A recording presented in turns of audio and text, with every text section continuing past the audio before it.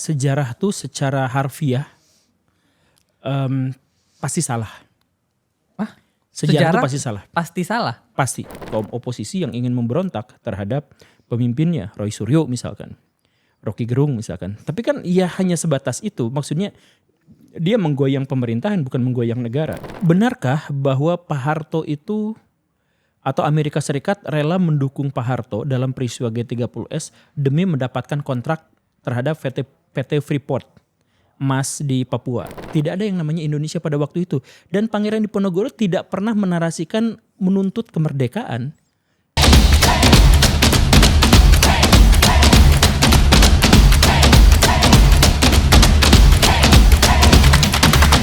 Oke, halo teman-teman Retorika Show. Kembali lagi bersama gue Belmondo Scorpio. Dan hari ini kita bersama Pak Guru Gembul. Selamat datang Pak Guru. Selamat. Keseringan kita di sini ya. Iya, udah keseringan memang. Tapi ya bahagialah Guru Gembul masih mau datang ke sini. Pak Guru, kita mulai dari isu tentang sejarah dulu nih Pak Fadlizon. Pertanyaan pertama saya itu adalah, sebenarnya saya nggak bisa ngukur nih. Sebenarnya mengubah sejarah atau menulis ulang sejarah bahasanya Pak Fadli itu ya. Seberapa baik dan seberapa buruk dampaknya? Pak Guru silakan. Kita ngambil jauh dari sebelum pertanyaan itu bermula. Kita mulai dari sejarah tuh secara harfiah pasti salah. Wah, Sejarah itu pasti salah. Pasti salah? Pasti. Apa yang dituliskan sejarawan dan kemudian disajikan kepada masyarakat dan diajarkan oleh guru-guru kita di sekolah itu sudah pasti salah. Kenapa? Jadi langsung confuse aja kenapa pasti salah gitu. Karena gini nih, sejarah itu peristiwa masa lalu. Dan mengingat masa lalu itu tidak mungkin diulang, maka kita tidak mungkin bisa mengakses masa lalu itu. Gitu kan? Paham gak sih? Yeah. Jadi misalkan gini, saya ini kursinya kelihatan gak dari kamera? Di sini saya pindahkan ke sini. Bisa nggak orang mengakses informasi bahwa dia tuh sebelumnya di sini? Kan bisa dikonfirmasi dari Pak Guru yang memindahkan itu. Ya, hanya pernyataan saya aja. Ya dari saya juga ngeliat tadi Pak Guru mindahin. Ya, mungkinkah dirimu berbohong? Kalau kemungkinan tentu ada kemungkinan. Ya, nah maksud saya adalah bagaimana orang di luar kita mengkonfirmasi kejadian itu? Nah iya. Oke. Jadi kalau misalkan ini kan, tapi kan itu di video gitu. Ya katakanlah videonya bisa diedit dan sebagainya. Tapi bahkan ketika kita melihat rekaman pada waktu itu, kita gak bisa mengkonfirmasi itu di waktu itu. Karena udah lewat. Nah jadi sejarah itu satu-satunya yang mungkin bisa kita akses itu adalah jejak-jejaknya saja. Kita tuh mengindra masa ini. Masa depan tidak bisa, masa lalu juga tidak bisa gitu kan. Jadi kita tuh hanya bisa mengindra hari ini. Jadi kalau misalkan kita melakukan pembuktian fisika, ada dua kereta yang saling bertabrakan. Yang satu kecepatan segini, yang satu kecepatan segini. Berapakah momentum energi yang dihasilkan? Misalkan begitu ya. Maka kita akan bisa menghitungnya dan bahkan kita bisa membuktikannya. Coba tangannya di situ, jebret, oh iya hancur. Misalkan teralami itu, secara empiris teralami. Bagaimana cara membuktikan bahwa Pak Karno memproklamirkan kemerdekaan Indonesia 17 Agustus secara empiris? Atau misalkan yang lebih lanjut lagi, bagaimana kita mengetahui bahwa Fir'aun itu ngejar-ngejar Musa di Laut Merah? Atau pertanyaan yang lebih jauh lagi misalkan, apakah Pak Harto itu benar-benar seorang Muslim atau kejawen yang nyamar jadi seorang Islam? Yang dia tidak suka Islam tapi ngaku aja di KTP-nya biar mendapatkan legitimasi misalkan. Dari mana kita bisa mengkonfirmasi pernyataan-pernyataan itu? Maka sebenarnya sejarah itu, kemudian para ilmuwan itu memisah sejarah itu menjadi empat dimensi lah, dengan karakteristik yang berbeda-beda. Sejarah sebagai peristiwa sejarah itu nggak mungkin bisa diakses, nggak mungkin bisa diceritakan. Sejarah yang bisa diceritakan itu adalah sejarah sebagai kisah, di mana dia terdistorsi oleh orang yang menceritakannya. Akang, saya yakinkan tidak mungkin bisa menceritakan kehidupan Akang dari bangun tidur sampai 1 jam kemudian. Gak mungkin bisa dikisahkan. Yang ada adalah kebanyakan dilewat atau ditampilkan yang menguntungkan saja, yang menjijikan dan merugikan diri kita akan ditutupi. Gitu kan? Nah, sejarah sebagai kisah itu terdistorsi. Sejarah sebagai peristiwa gak bisa diakses. Nah, sejarah sebagai seni ada lagi. Sejarah yang ditampilkan untuk mendapatkan atau didramatisir sedemikian rupa sehingga menjadi kadang-kadang menjadi identitas gitu. Nah, ada juga misalkan sejarah sebagai ilmu. Nah, sejarah sebagai ilmu inilah yang terus-terusan berubah sesuai dengan penafsiran dan jejak-jejak baru yang ditemukan. Nah, jadi dalam hal ini, apakah kita harus mengulang kembali penulisan terhadap sejarah? Ya, tentu saja. Tapi apapun yang akan kita tulis itu tidak akan bisa menjelaskan sesuatu yang benar-benar terjadi di masa lampau. Maka sejarah itu adalah ilmu hasil interpretasi dari sejarawan. Begitu. Jadi sia-sia dong apa yang dilakukan Pak Fadlizon. Karena pada akhirnya yang penulis sejarah yang sejarawan itu pasti distorsi sama apa yang ditulisnya karena dia nggak mengetahui itu. Karena sejarah itu sebenarnya tidak bermakna sampai kita mengaitkannya dengan identitas tertentu. Nah, itu jadi ada maknanya. Jadi misalkan gini lah, sekarang ketika video ini dibuat, itu Israel sama Palestina itu lagi tawuran, lempar-lemparan bom. Apa yang menyebabkan perang itu terjadi?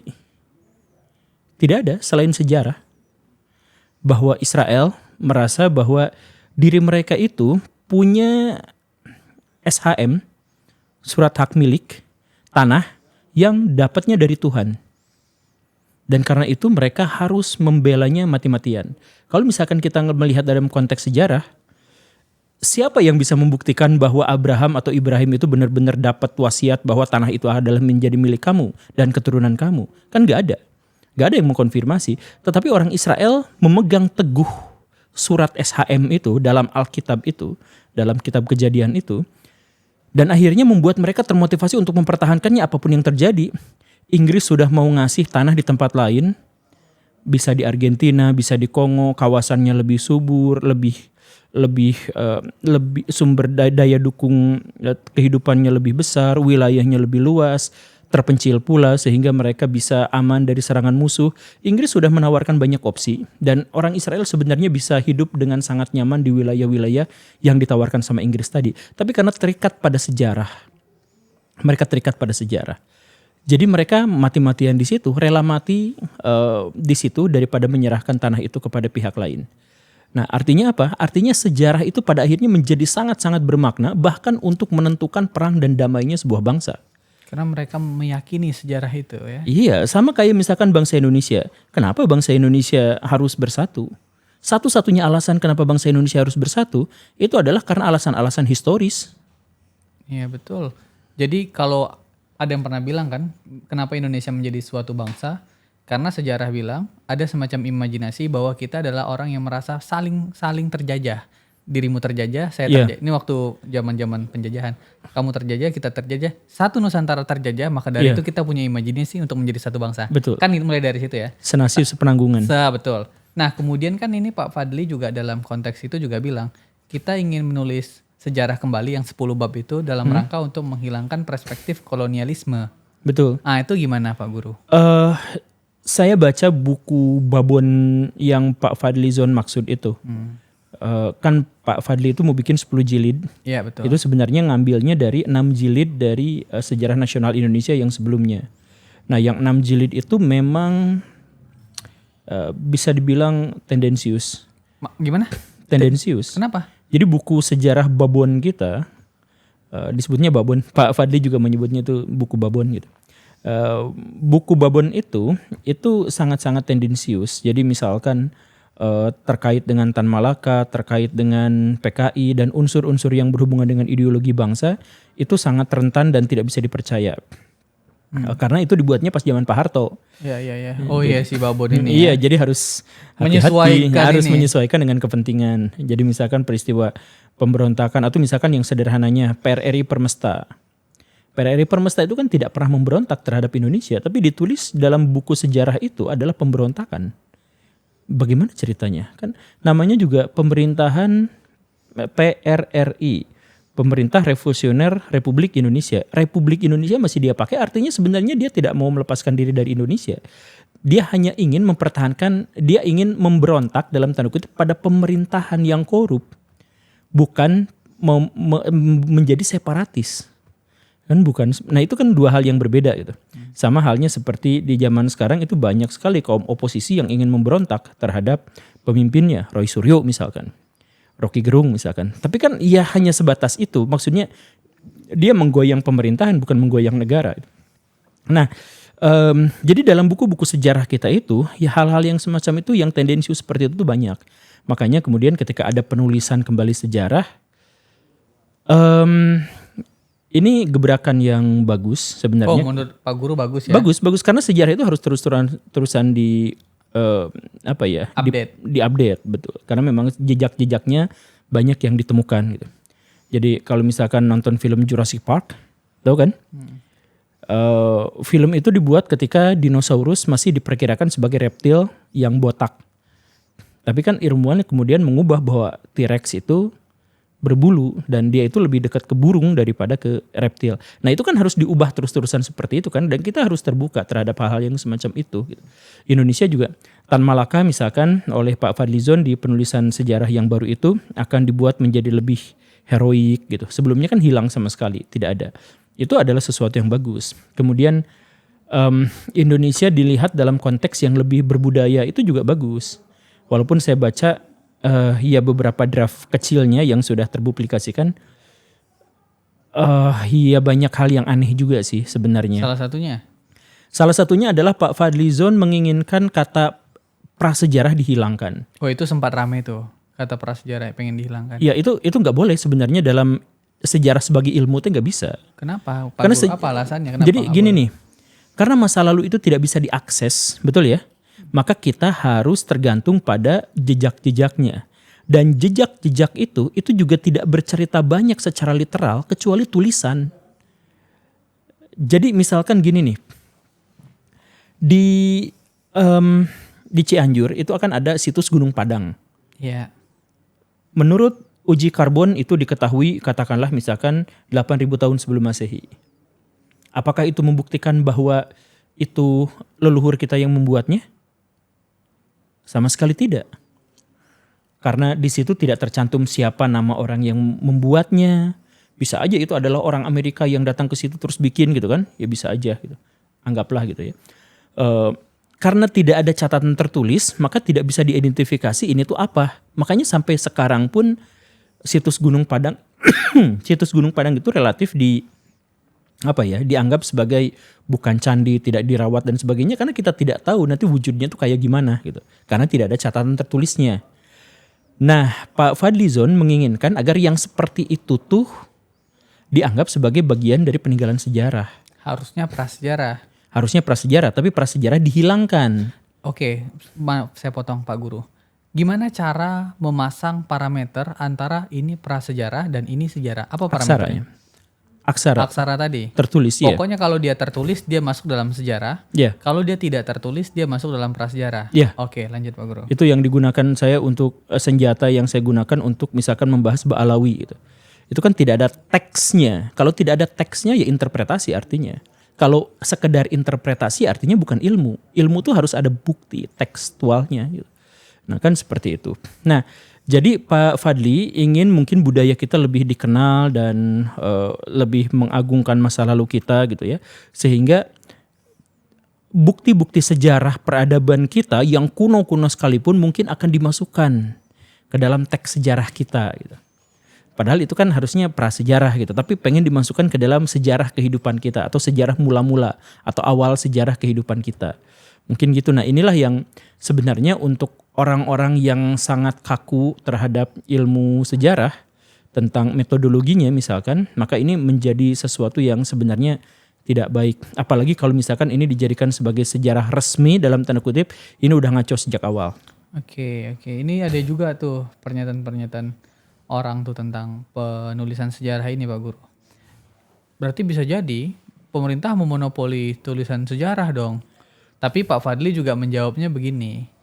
Oke, kalaupun kita mau tahu tentang sejarah bangsa ini, kita mau baca buku sejarahnya siapa? Sejarahnya para sejarawan yang nulis. Itu kan yang mengidentifikasi diri mereka sendiri. Maka dari itu, ini bagian dari tugas pemerintah sebagai wadah doang katanya, untuk menghimpun para sejarawan untuk menulis sejarah tentang bangsa Indonesia gitu. Jadi nggak sejarah liar yang ditulis sejarawan tanpa identifikasi tangan pemerintah. Jadi konteksnya jadinya bukan monopoli. Pak Guru gimana melihat itu? Sejarah yang ditulis sejarawan itu bukan sejarah yang liar. Bukan sejarah yang liar, apa ya bilangnya? Mengidentifikasi atau jadi kan harus ada pemerintah sebagai wadah kira-kira gitu. Jadi Pak Fadlizon, ya saya setuju dalam beberapa hal dengan Pak Fadlizon gitu, bahwa kita harus menulis dalam tanda kutip buku putih kita lah, buku babon kita. Ya, kita memang harus menulis. Katanya udah biasa negara-negara lain juga Betul, menulis, ya. di seluruh dunia juga sudah seperti itu.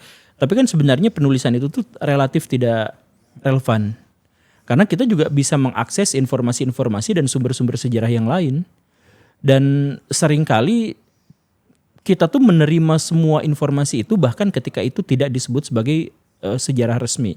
Misalkan begini, peristiwa G30S yang diterima secara nasional dan dimasukkan ke dalam buku-buku kita itu adalah pelakunya PKI. Ya. Tapi kan sumber-sumber yang lain yang menyatakan bukan PKI pelakunya itu juga masih boleh beredar di Indonesia dan bisa kita akses juga. Dan itu bukan sejarah yang Siapa saja liar. selain PKI pelakunya, Pak, yang Pak Guru tahu nih? Saya jadi penasaran dikit. Ada sejarawan Belanda namanya Pak Antoni. Dia bilang perencananya itu adalah Bung Karno dan pelakunya juga adalah Bung Karno. Ada yang bilang begitu. Dia ajukan 400 halaman argumentasi tentang itu. Ada juga yang mengatakan pelakunya adalah Pak Harto, Pak Aswi Warman Adam misalkan. Itu seingat saya beliau tuh adalah orang yang percaya bahwa pelakunya itu adalah Pak Harto gitu. Atau saya lupa nanti, tapi kurang lebihnya seperti itu. Dan ada 7 atau 8 teori yang lain yang menjelaskan tentang peristiwa itu. Tapi kan di buku putihnya tetap aja pelakunya adalah G30S. Tapi kita tetap bisa mengakses. Yang buku putih itu yang jadi masalahnya itu adalah dia dipropagandakan di era Pak Harto. Sehingga ketika misalkan kita mengajukan sejarah yang alternatif, tidak boleh karena sejarah dimonopoli. Kan begitu kalau di masa lampau. Tapi kalau misalkan di masa sekarang ya kebebasan kita dalam berpendapat lebih luas dan lebih besar. Jadi kalau misalkan ditulis buku itu ya silahkan gitu. Tapi tidak akan memonopoli karena yang lain pun memiliki akses untuk mendapatkan informasi-informasi sejarah yang lain. Contohnya adalah gini, misalkan ya. Benarkah bahwa Pak Harto itu atau Amerika Serikat rela mendukung Pak Harto dalam peristiwa G30S demi mendapatkan kontrak terhadap PT Freeport emas di Papua? Nah itu kan menjadi ladang bagi teori-teori konspirasi besar di situ. Kan gara-gara Freeport dan lain sebagainya. Artinya apa? Artinya orang bisa mengakses informasi-informasi yang alternatif itu. Soal benar dan salahnya urusan yang lain. Tapi dalam hal ini pengetahuan tidak lagi bisa dimonopoli. Di zaman sekarang tuh gak bisa. Akang mau cerita apa misalkan bahwa Abraham Lincoln itu adalah vampir. Ada yang menuliskannya seperti itu tuh ada. Ya walaupun itu tidak dipercaya dan tidak diakui, tetapi kita memiliki akses untuk mendapatkan informasi itu. Benar ya?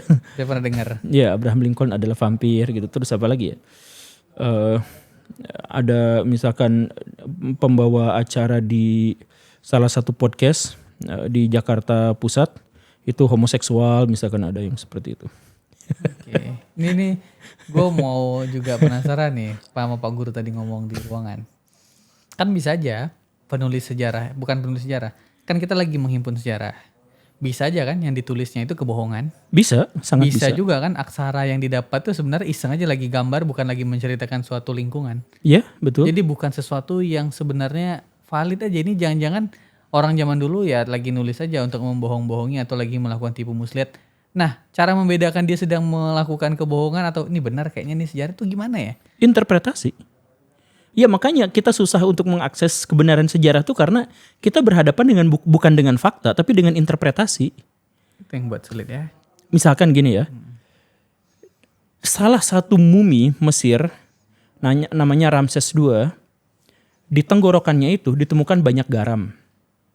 Lalu ada ilmuwan Prancis yang meneliti itu dan kemudian dia mengatakan saya masuk Islam. Karena ini membuktikan bahwa dia mati tenggelam di lautan. Dan ini berarti kabar hanya di dalam Al-Quran saja diceritakan bahwa Fir'aun itu mati tenggelam.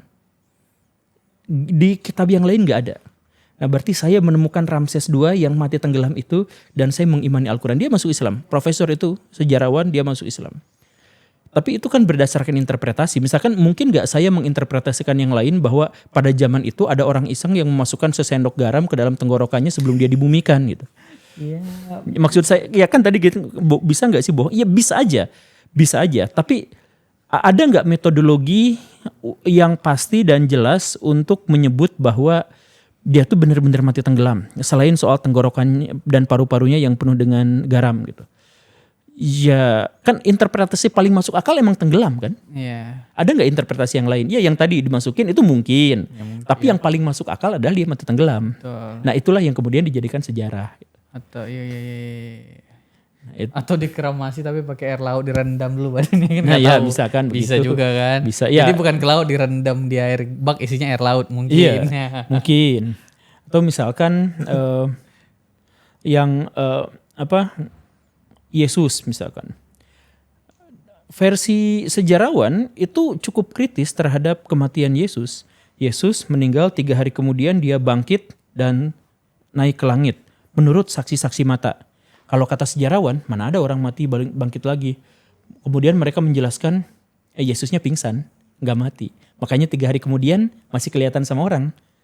Jadi sebenarnya bukan mati, tapi pingsan. Begitu sulitnya ya mencari tahu kebenaran Betul. sejarah. Dan teori itu betapapun kontroversial, betapapun banyak yang menentang, tapi ada. Dan masuk akal nggak sih kira-kira kayak gitu? Daripada mati beneran, mendingan lebih mungkin pingsan. Gitu. Ya misalkan begitu gitu ya. Ya banyak sebenarnya sejarah-sejarah kita itu yang terpaksa kita akui bukan karena kita yakini dia benar, tapi karena itu menyangkut ego kita, menyangkut identitas sebuah bangsa. Misalkan yang terikat atau berafiliasi dengan agama tertentu ya terpaksa harus mengikuti alur cerita dari sebuah agama, dan ketika ada yang bertentangan dengan sains atau sejarah, maka dia diinterpretasikan macam-macam gitu. Misalkan gitu kan. Oke, Pak Guru. Kan saya mau nanya nih, seberapa penting sebenarnya? Kan Pak Guru tadi setuju tuh sama idenya Pak Fadli, ini bagus juga sebenarnya. Memang bagus. Tapi seberapa penting penulisan buku putih ini atau sejarah ini untuk mempengaruhi cara berpikir kita sebagai satu bangsa? Karena buku putih itu akan diajarkan di sekolah-sekolah. Jadi itu adalah buku induk yang diajarkan di sekolah-sekolah. Jadi itu apa boleh buat pasti akan berdampak luar biasa terhadap pemikiran kita. Makanya kalau saya boleh kasih saran sama Pak Fadlizon, sebenarnya buku sejarah kita itu bukan hanya bermasalah dalam narasi dan deskripsinya, tetapi bermasalah dalam penyajiannya. Gimana tuh? Misalkan gini Kang, pernah sekolah SD ya? Ya, pasti pernah Pak Guru.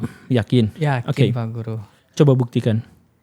Ada ijazah asli. Ijazah tidak membuktikan. Oke. Gitu kan? Oke, balik silakan lagi. Pak Guru lanjut dulu. Gue Oke. kena terus sama Pak Guru nih. Lanjut. Pak Guru. Pernah sekolah SD, waktu SD itu belajar sejarah tentang Pangeran Diponegoro, Pangeran Antasari. Iya, Pangeran Diponegoro. Ya, pernah ya? Pernah dengar. Waktu SMP diulang lagi. SMP saya masuk pesantren, banyak SKI sejarah kebudayaan Islam memang. Oh, orang kayak gini masuk pesantren. Oke. Tapi waktu SMP teman-teman ada yang Ada. ya, SMA juga begitu ya. Nah, itu kan gak berfaedah karena sejarah itu bersifat doktrin. Jadi waktu SD diajarin gitu, SMP diajarin gitu, SMA diajarin gitu karena apa? Karena doktrin yang menegaskan bahwa ada pahlawan di zaman dulu yang memperjuangkan kemerdekaan. Padahal narasinya sama sekali tidak seperti itu. Pangeran Diponegoro mempertahankan status hak dan kewarganegaraan dia dari kerajaan Mataram, bukan Indonesia. Tidak ada yang namanya Indonesia pada waktu itu. Dan Pangeran Diponegoro tidak pernah menarasikan menuntut kemerdekaan. Yang ingin itu adalah mengusir penjajah Belanda dari Keraton Mataram. Itu adalah dua hal yang berbeda kan? Nah, Sangat berbeda. tapi itu dijelaskan, ditegaskan untuk apa? Untuk melegalisir sebuah klaim palsu bahwa Indonesia sudah ada jauh sebelum kemerdekaan 17 Agustus. Kalau misalkan Pangeran Diponegoro diakui sebagai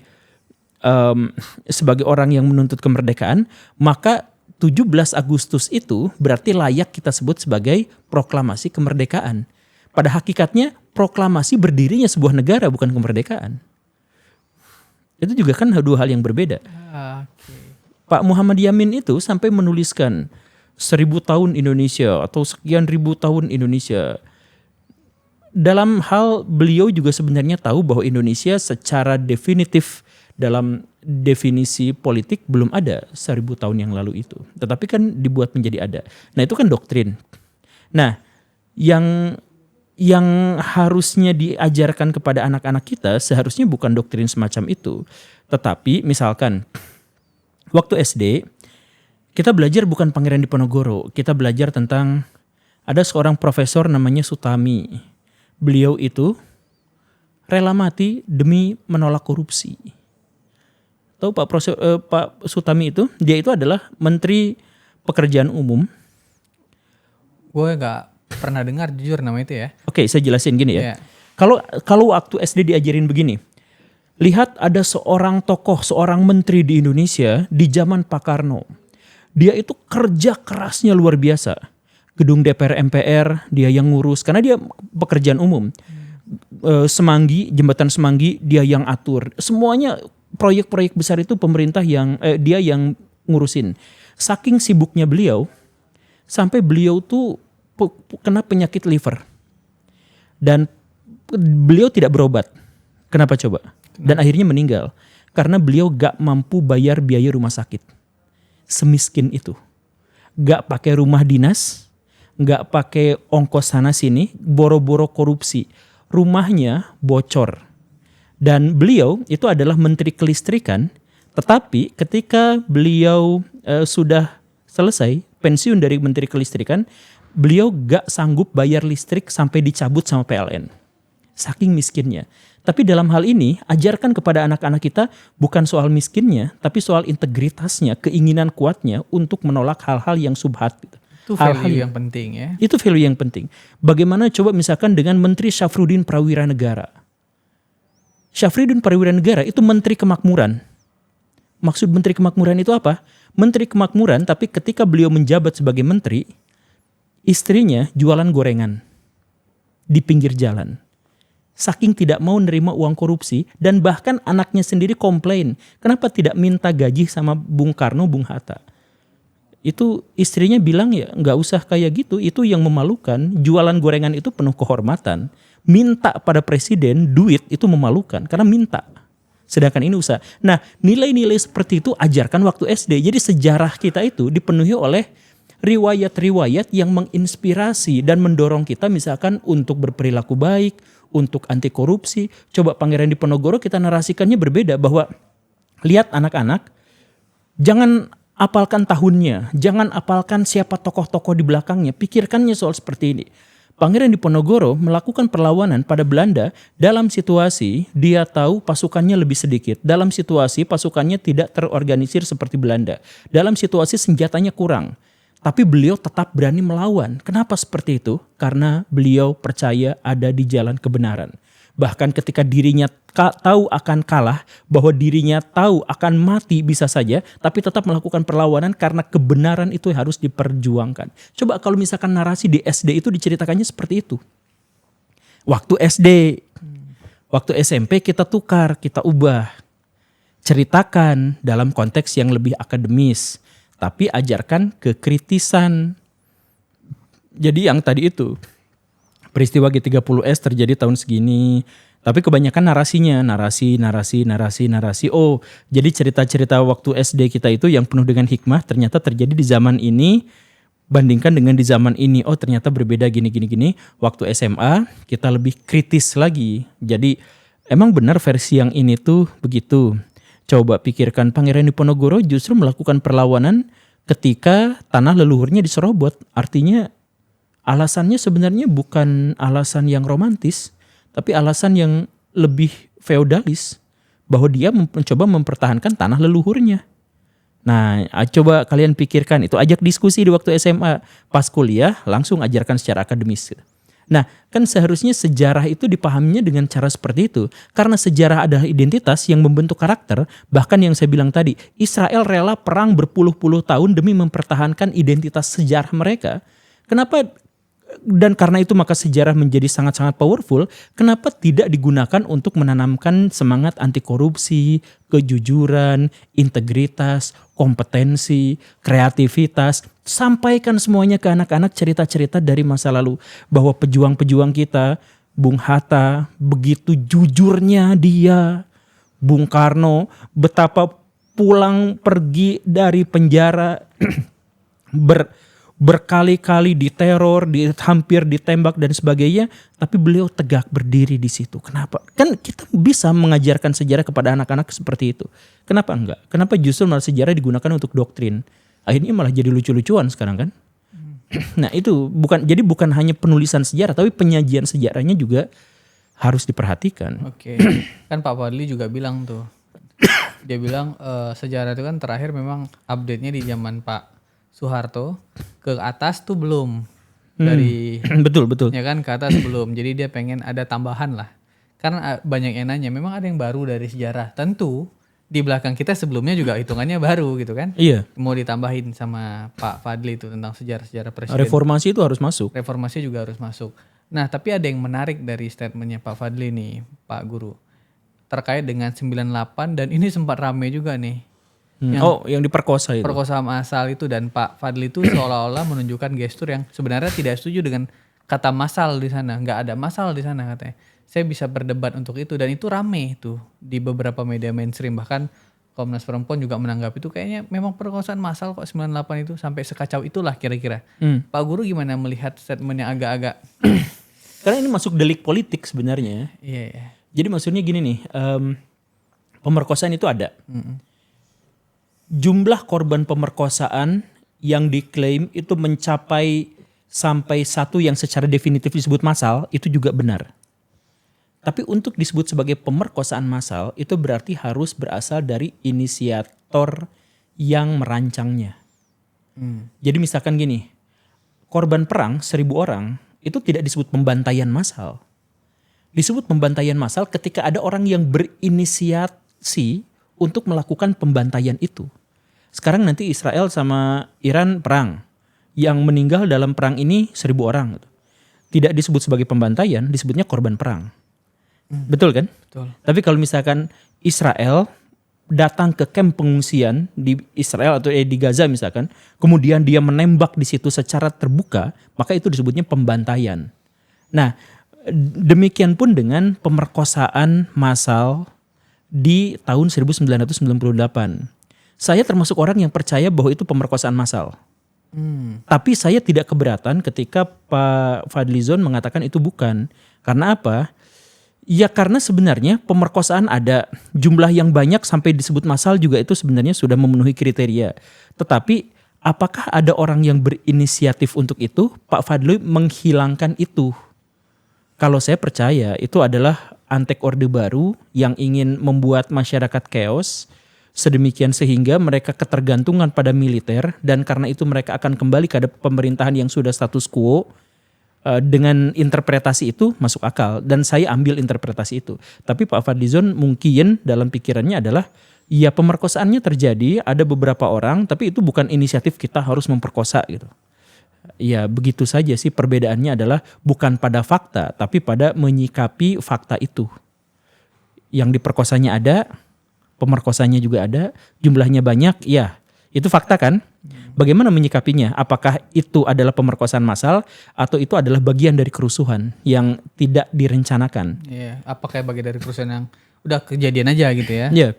Oke, Pak Guru, ini terakhir juga terkait dengan penulisan sejarah Pak Fadli nih. Tadi kan kalau kita bilang seberapa pengaruh besarnya, tentu ini akan diajarkan di sekolah-sekolah ke anak-anak. Kemudian tentu penyajiannya juga harus diperbaiki. Anggaplah penyajiannya nggak diperbaiki dan ini masih pakai konteks penulisan sejarah sesuai keinginan Kementerian Kebudayaan, para sejarawan gitu ya. Seberapa buruk dampaknya ini kalau misalnya penulisannya ya sesuai keinginan mereka dan tafsir mereka saja gitu? Tidak buruk. Tidak buruk sama sekali? Tidak buruk. Karena memang sejarah bentuknya udah begitu? Sudah pasti salah sejak awal. Nah, gitu. Nah cuman memang ada sejarah-sejarah yang apa ya, ginilah. Perang Israel-Palestina itu, balik lagi ke contoh yang tadi ya, itu terjadi selama ribuan tahun. Itu baik buruk. Itu gara-gara sejarah. gara-gara penulisan sejarah dikehendaki agar Abraham diceritakan mendapatkan wahyu ilahi bahwa tanah ini adalah tanah yang dijanjikan. Itu awal mula dari perang ribuan tahun. Bagus buruk perang itu. Oh, tentu buruk. Perang ya buruk lah. Perangnya buruk. Nah, berarti sejarah itu buruk. Itu sejarah resmi masalahnya. Nah, gitulah kurang lebihnya. Jadi impactnya bisa besar. Atau misalkan Indonesia bersatu tuh gara-gara kepercayaan bahwa Indonesia itu dijajah sejak 350 tahun yang lalu, dan penjajahan itu menegaskan bahwa Indonesia itu pernah ada lalu dijajah. Itu baik atau buruk? Sejarah itu. Akhirnya kita bersatu. Nggak ada negara Jawa gitu, nggak ada negara Sumatera gitu. Gak ada negara Sunda ini ya. Nggak ada negara Sunda gitu. Sunda tuh pasti jadi berdiri dari sebuah negara tersendiri dan terpisah dari Jawa dan Jawa Tengah dan Jawa Timur kan. Kalau misalkan narasi sejarahnya berbeda gitu. Nah, itu bagus atau jelek? Ya tergantung siapa yang baca dan menerapkan sejarah ini kan. Jadi baik bersatunya sebuah bangsa seperti Indonesia atau terpecahnya bangsa-bangsa seperti Israel Palestina itu sama-sama didesain oleh sebuah identitas besar yang referensi utamanya adalah sejarah, bukan yang lain. Oke. Terima kasih banyak Pak Guru Oke. atas insight-nya. Dan terima tentang kasih juga penulisan karena ulang saya sering sejarah. datang ke sini ya. Iya, sekali lagi terima kasih juga teman-teman Retorika Show. Sampai jumpa di episode selanjutnya. Terima kasih Pak Guru.